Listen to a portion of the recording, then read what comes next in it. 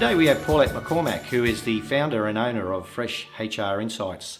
Paulette has over 11 years of both national and international experience in the HR field and is also a lecturer at Griffith University.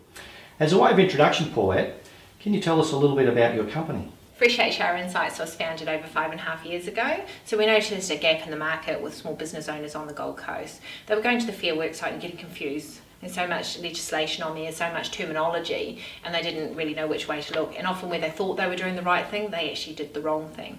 So we kind of stepped into that market to give them practical advice and using the terminology that they actually understand within the employment law side of it as well, to help them along, so just get in there and get it done for them.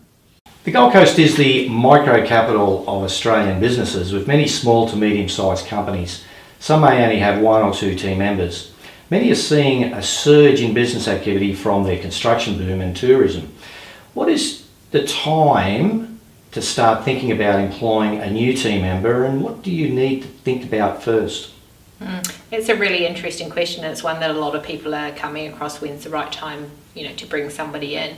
First and foremost, I would suggest people actually look at their budget and whether they can actually afford to bring a person on board. So maybe for 3 to 6 months, put the money aside for having an employee. So think of what you're going to be paying them weekly. Take into account their 4 weeks annual leave, their leave loading as well. Some sick days as well, so take into account 10 days sick days in there too, and also the training cost. And put that aside every week as a matter of habit. And if you can comfortably afford that and it doesn't affect you and you don't have to dive into it, then maybe it's the right time to bring somebody on board.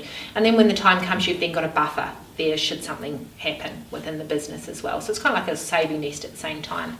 When you do bring someone on board, I highly recommend bringing in a casual first. So if it's your first employee, bring in a casual, so then you can test the waters to see what they're going to be doing, see if you've got the right jobs available for them to actually do and whether they're the right person for you. The great thing with a casual is when there's a downturn in work, there's no obligation for ongoing employment. So you can drop it, you can move their hours up and down as you need to in the requirements of the business. If you bring in a permanent part-time or a permanent full-time employee, no matter whether there's the work or not, you still need to pay them the wages. That's why a casual is better. So give it about 5 or 6 months with a casual on board and see how it goes from there. And then you can determine if it's right for you. Other issues worth considering are conflict management, issues around unfair dismissal, and responding to workplace complaints such as bullying.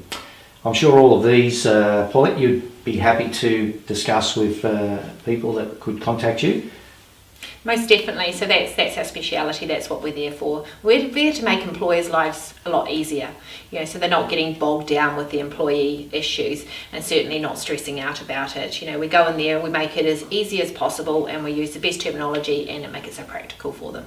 And we do have an advice line as well. So if you just want to phone up, first 30 minutes is free for new contacts. So you can phone up, book in your time through our website, and we can have a chat with you about what's going on in your workplace and how we can help.